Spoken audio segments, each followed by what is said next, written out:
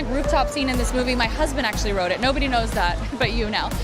But he wrote it. He works on everything I do. I work on everything he does. So his wins, his celebrations are mine, and mine are his. I mean, he's all over this film. It's a real time. I mean, it's lovely. And of course, you appear in that film as well. So I love seeing Yeah, so that you either two way, come that's together. I'll win the weekend, no matter Well, what. oh. Be in both of them. That's a fair point. It's chess. It's chess, you guys. It's And just you win. Long game. A few days ago, The Independent published an article titled "Blake Lively and Ryan Reynolds are no longer actors, they're influencers."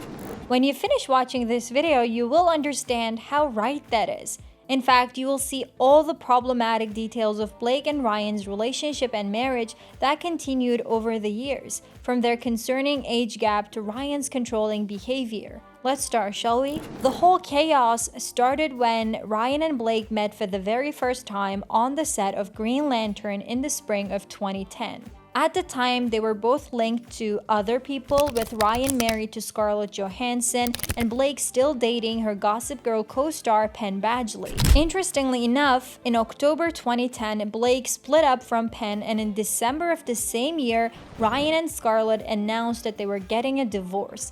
The divorce was finalized in July 2011, and only 2 months later, Blake and Ryan started dating. For years, the two carefully created an innocent image of themselves where they were just friends and didn't consider dating until both of them were single. For about a year after Green Lantern had come and gone and all that stuff, and we were both single, we went on a double date she was on a date with another guy and I was on a date with another girl, and that was the most awkward date for their respective part because we were just like fireworks. However, rumors about an affair between Blake and Ryan had started before all of this while shooting Green Lantern.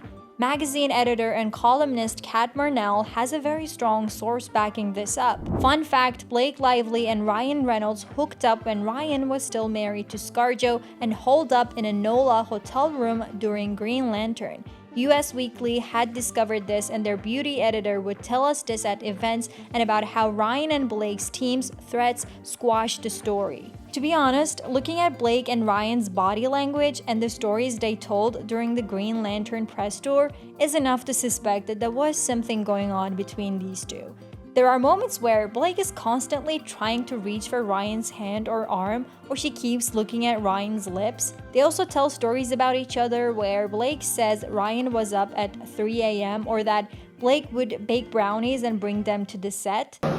So it was fantastic working with Blake. I mean, she just brought every part of herself, and she's not kidding when she says she'd get off set at 1 in the morning and she'd be back over in New Orleans shooting at 6 a.m. and not a single complaint. In fact, sometimes she'd just come on set having just baked mysteriously and curiously a batch of brownies. It was like, so no sleep at all tonight? Nope. I had to cook these brownies for you that you can't eat, Ryan. Have you seen the soup?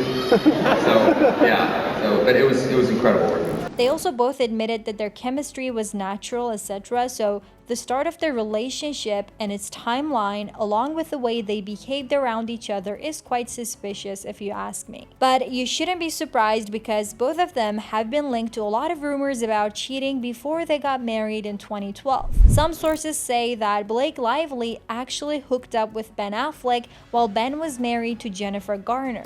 Others claim that Ryan left her fiancée Alanis Morissette for Scarlett Johansson. That timeline is also quite suspicious as he started dating Scarlett only 2 months after his breakup with Alanis. Ryan either leaves one woman for the other or only waits for 2 months before moving on. We can all agree that both are problematic. There's also the age gap issue. When they officially started dating in 2011, Blake was 24 years old and Ryan was 35 years old. It is known that some older men usually want to date younger women because they are easier to control and manipulate. And when we look at Ryan's controlling behavior and disturbing interference with "It Ends With Us" script, this will make more sense. You shouldn't also forget that they got married at a plantation. Yes, you heard it right. They got married at Boone Hall, a former plantation in South Carolina that thrived from the labor of enslaved people. The plantation has 9 slave cabins called Slave Street. I mean, using a former plantation as a wedding venue screams tone deaf to me. It should be apparent that using such venues for something like a wedding glorifies slavery and the oppression that millions of people have suffered from. They both apologized, by the way, saying that they viewed the place as a wedding venue on Pinterest and that they only later realized the tragedy behind it.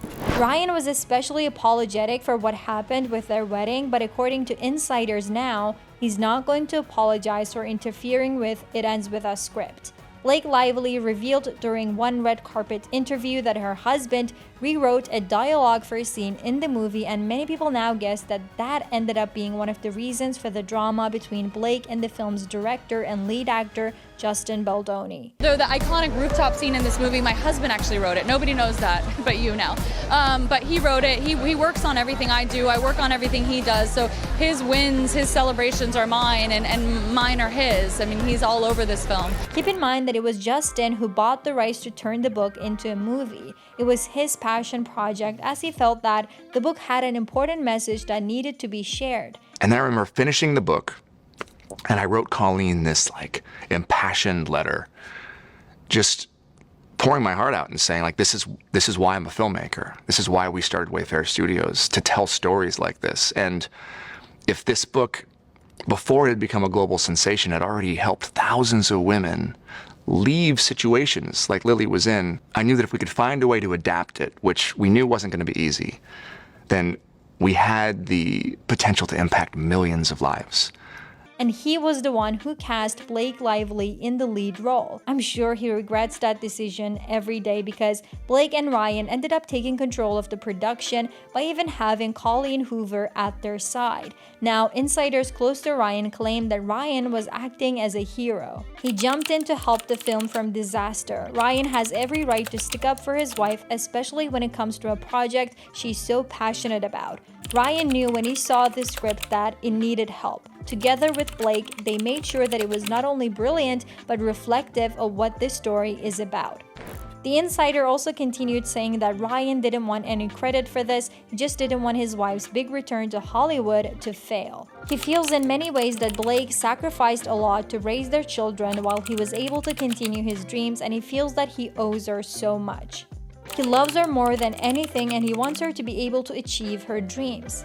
And she will always have her husband's help, guidance, and support in whatever she does. So they pushed out the film's director and lead actor from the movie and excluded him from all the red carpet events and major interviews, and this is not controlling behavior. It's understandable that Blake was a producer for the film and she wanted to have some control over the project, but Ryan stepping in and rewriting a scene is an asshole move, to say the least. Now let's look into the bigger picture. How did Blake Lively and Ryan Reynolds turn into an influencer couple, constantly promoting their brands by using their movies? First of all, Blake hadn't been involved in any film project before It Ends With Us for the last 4 years, as she focused on her family and created multiple businesses. Even though It Ends With Us has a heavy subject matter related to domestic violence, Blake saw it as a merchandising opportunity, attempting to get maximum profit from the movie. Alongside the new film, Blake launched a hair care line, Blake Brown, and continued promoting her 2 drink labels she doesn't drink, let me remind you. The movie's promo tour was also joined by her husband and his friend Hugh Jackman, as they had just released Deadpool. There was even a Deadpool mask covered in floral patterns. By now, we are all used to celebrities who have their own brands and who promote them while they're on a press tour for a movie, but Blake and Ryan are a different kind.